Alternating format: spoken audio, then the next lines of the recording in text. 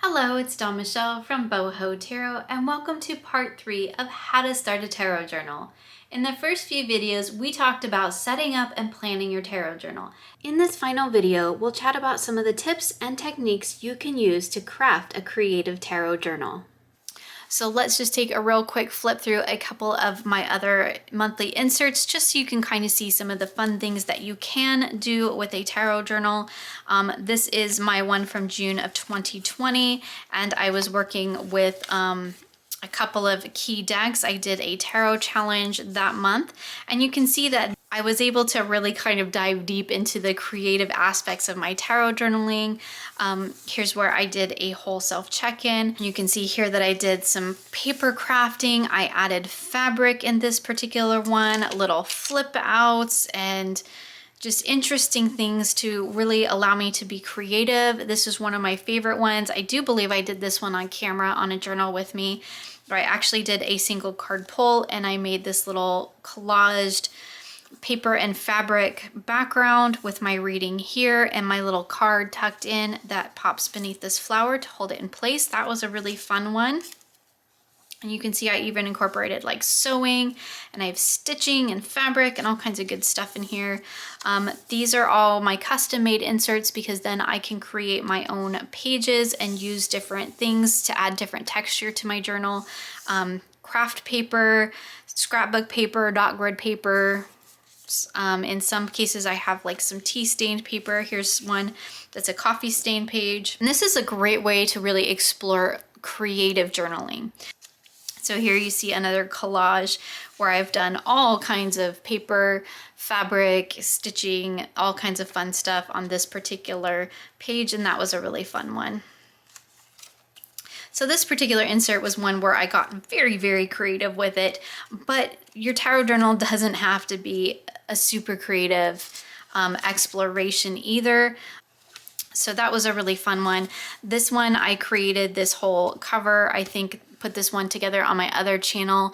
So that I actually have on camera as well if you want to see how I do that. Let's take a quick flip through this one. This was another really fun one. I included some book pages in here. And you can see that I incorporate all kinds of different techniques. Sometimes I just use some basic stickers and different colored pens to kind of decorate my page. Sometimes I just use washi. Sometimes I will actually incorporate paper. This particular insert has a lot of just stickers and washi tape, and that's how I created the majority of my layouts in here. This one does incorporate a little bit of paper crafting, and you'll see stamping too. That's another thing that I like to do to just kind of add that texture. Here we have some coffee dyed tracing paper, just different things that you can add. I like to keep scraps of things, like I keep trash, and that's what I use to kind of decorate a lot of my stuff. Is just the sort of extra pieces of paper from different projects that I'm doing, little scraps of scrapbook paper that nobody would think to use. This is how I use them. Book pages, this is another thing that I like to incorporate into my insert is actual book pages. And that just allows some interest and texture in my journal. So sometimes after you create your beautiful journals, you actually want to share them online. Now, I think it's wonderful to share a journal online because it allows us all to kind of see how everyone else creatively expresses their practice. So I'm a big fan of checking out other people's journals. Maybe I'm just nosy, but I also like to share my own, and I like to share that part of my practice so that other people can see what I have done, and then they might find little nuggets of inspiration in there that might help them in their own personal practice. So I've pulled out just a couple of different journals here, and I want to share with you some ways of how to hide personal information, or readings that you really don't want to divulge the details of the reading, but you still want to show or share the overall page. So I've marked a couple of pages here that we can take a look at so that you can see some of the different ways that I incorporate some privacy into my very public tarot journals. So let's start with this one here.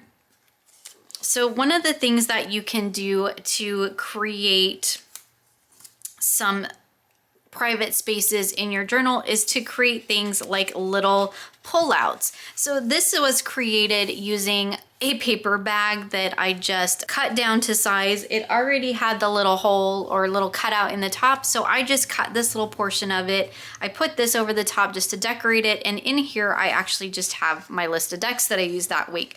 But I could have put my reading in here. I could have made it a lot bigger, and I could have held my entire reading behind this little pocket, and that allows me to create some privacy but still let the rest of my journal be seen. So tucking things into little pockets that you make is a great way to hide those. Another way to kind of create some private areas in your journal is to create little flip outs or fold outs.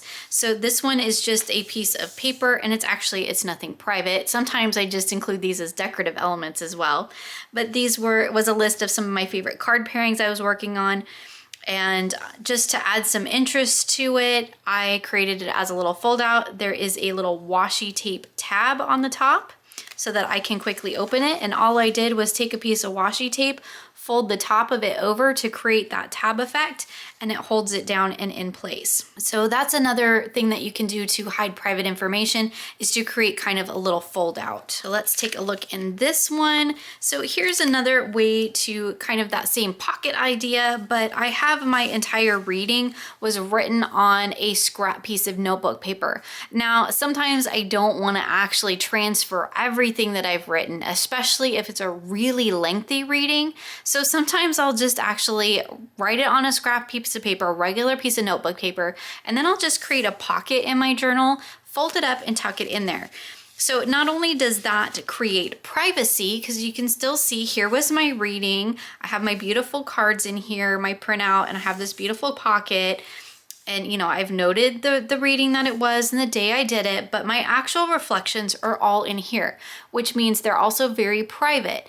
It was more probably because I just didn't want to rewrite it than to have privacy for the reading, but either way, it totally works. So another thing that you can do to kind of create some privacy is to create separate little inserts. So if I had, this happens to be a tarot challenge, which is not private because I've shared this on many videos and on Instagram.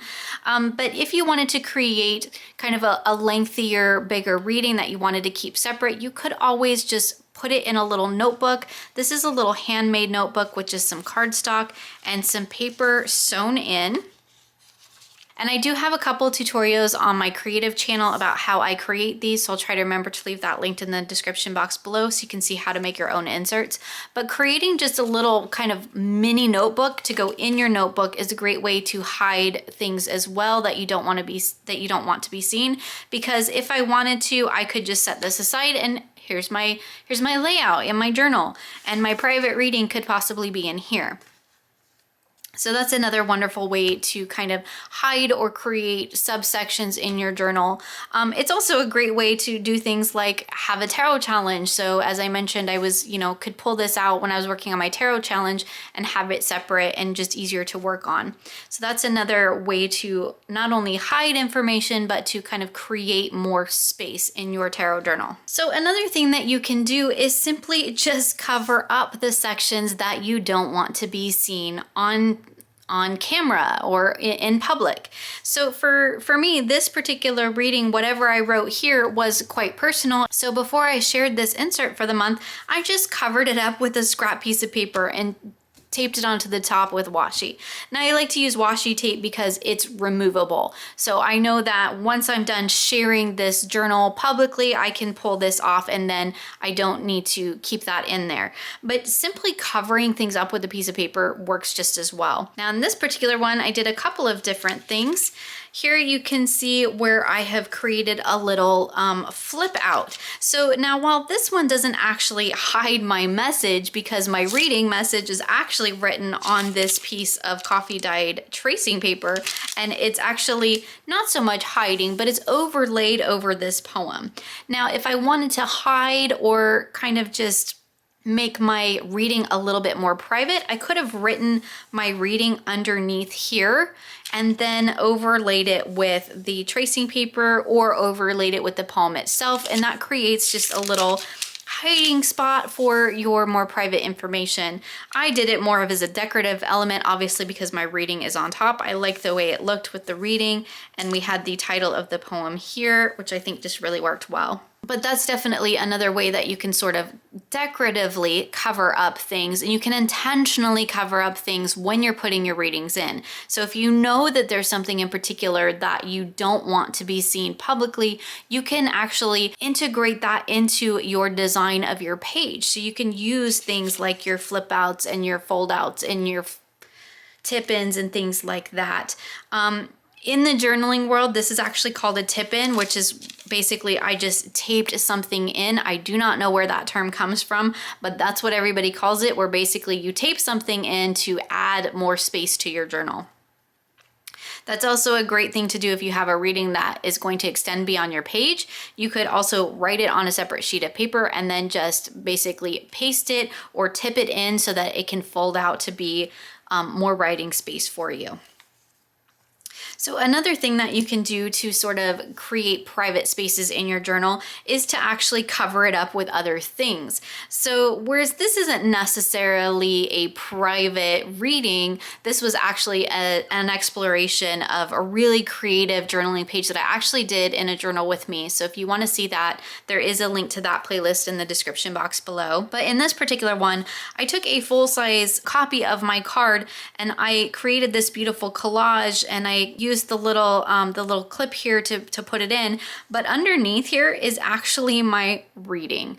And so this is a great way to put stuff into your journal, have it still be beautiful. If you really love the whole creative journaling aspect, this is a fun way to implement those kind of things into your journal and still keep your information private.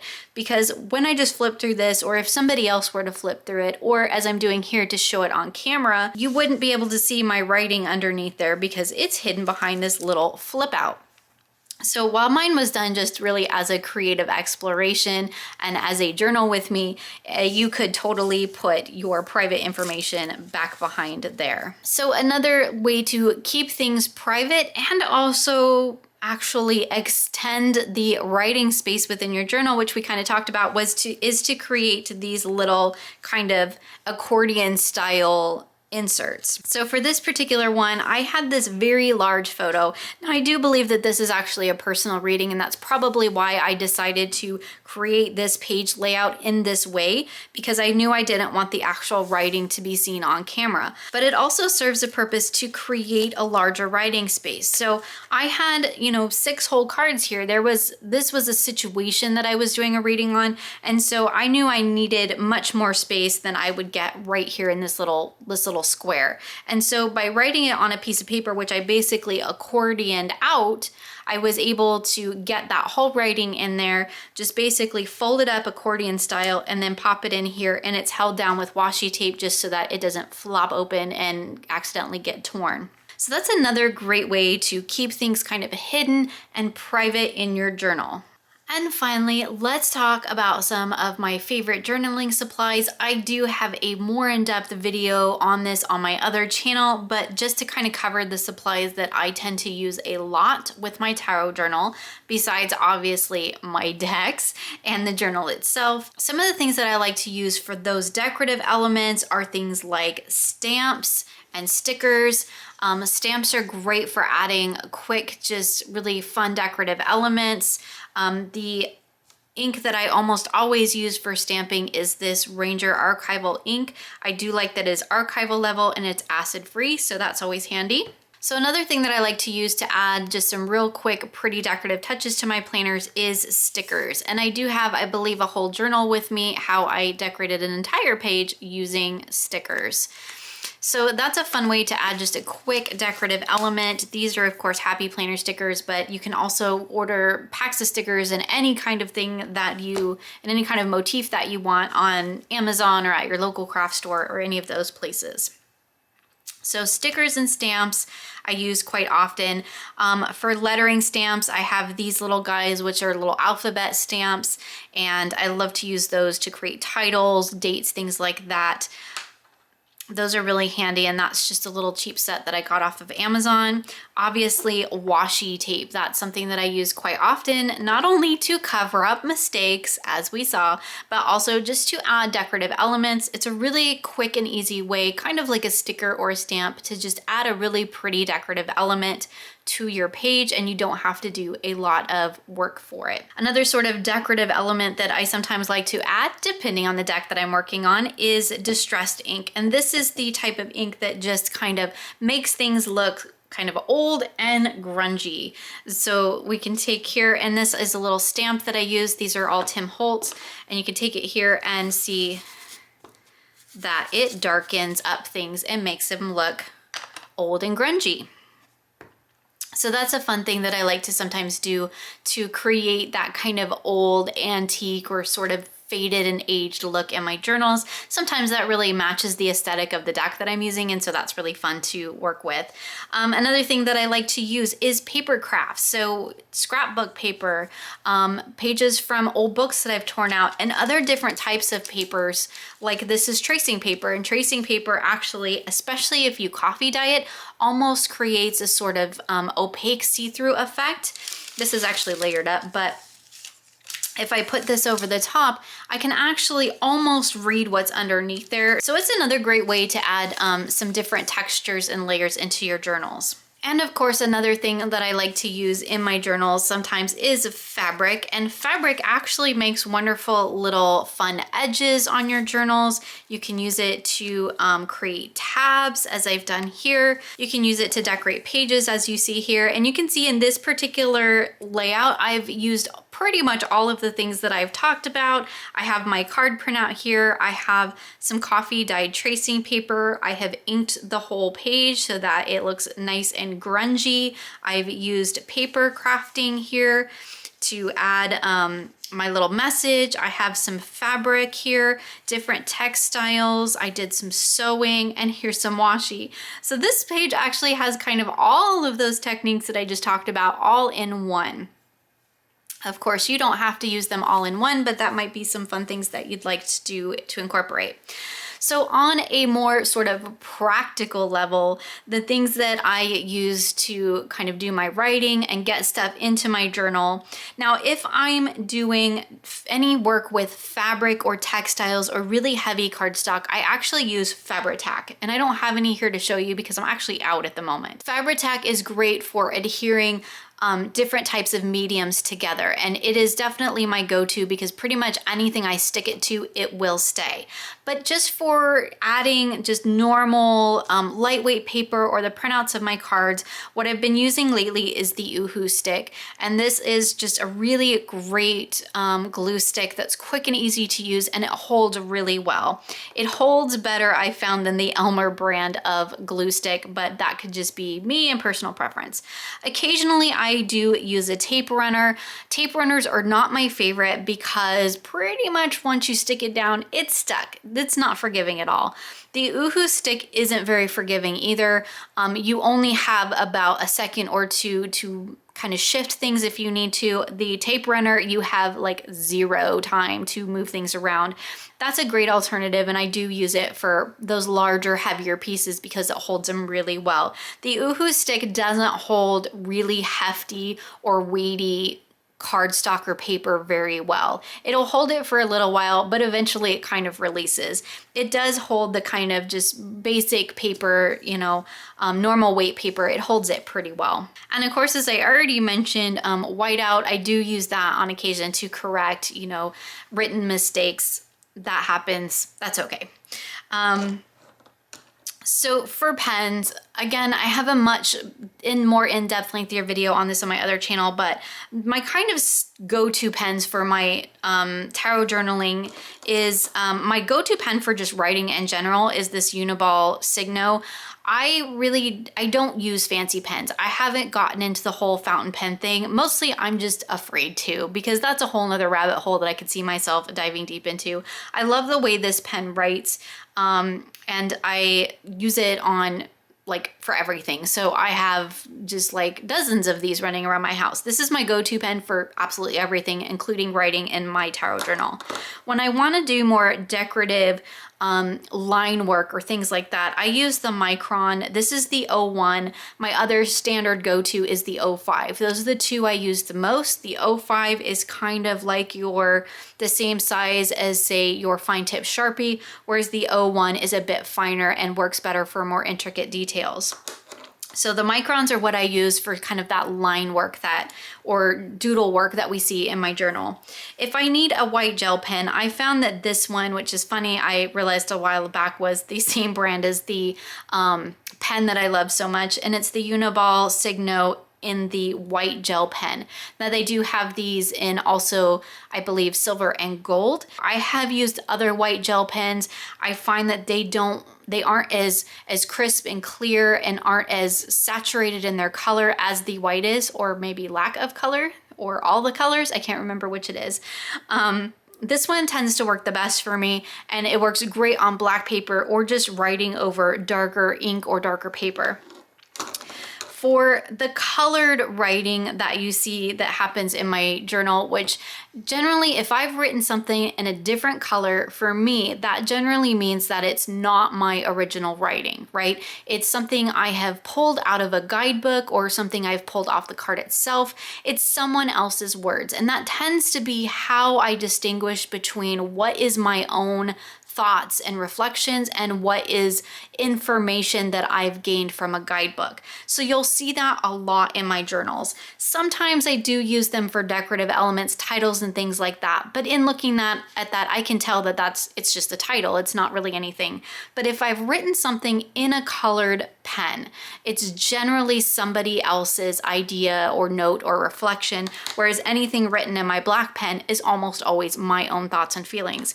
That's a way for me to really quickly and easily distinguish in my journals what is my writing and what is someone else's. So here's a good example of what I was just talking about, and actually written in this particular pen. I use this one all the time. There's no colors on these, but this is the Stabilo, and I have a huge variety of colors in this. This tends to be one that I use quite frequently. So you can see here that this little bit of text is written in a different color than over here where my reflections are. So this is actually from the guidebook itself. So that allows me to kind of reference the original message. And then you can see here in the black, I have my own reflections. Now, of course, I've written reflections in a colored ink as well, but I can tell that's a title. Right? So here's my thoughts. Here's what came from the guidebook. And that's just a really quick and easy way for me to sort of distinguish between what is my own thoughts, my own reflections, and what is from somebody else.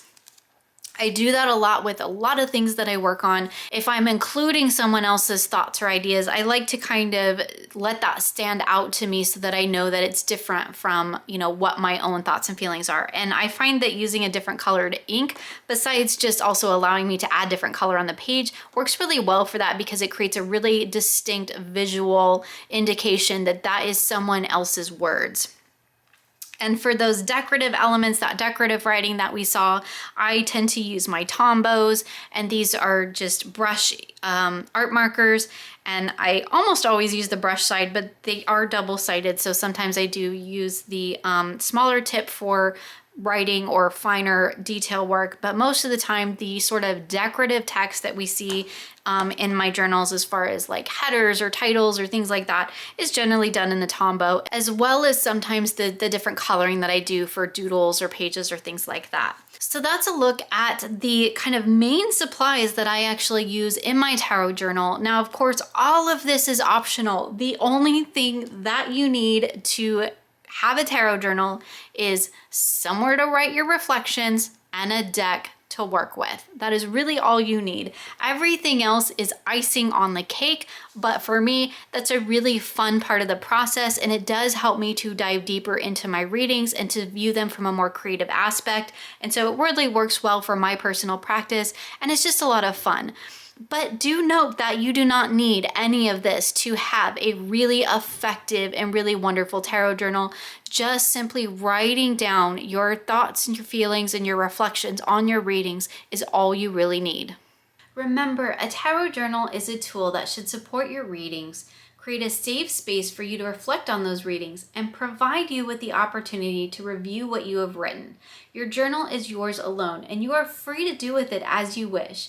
Use what works for you, and feel free to ditch the rest. When you approach your journaling not just as a form of record keeping, but as an extension of the practice itself, it can become a meaningful part of your tarot experience. Tarot journaling allows you to cultivate a process that resonates with your practice, as well as create a product that provides a chronicle of your tarot journey. If you'd like to discover more about how to set up, structure, and things you might want to include in your tarot journal, check out How to Keep a Tarot Journal. This helpful guide is available on my website at bohotarot.com. I hope you enjoyed this video, and I look forward to seeing you again soon for more creative tarot for an inspired life.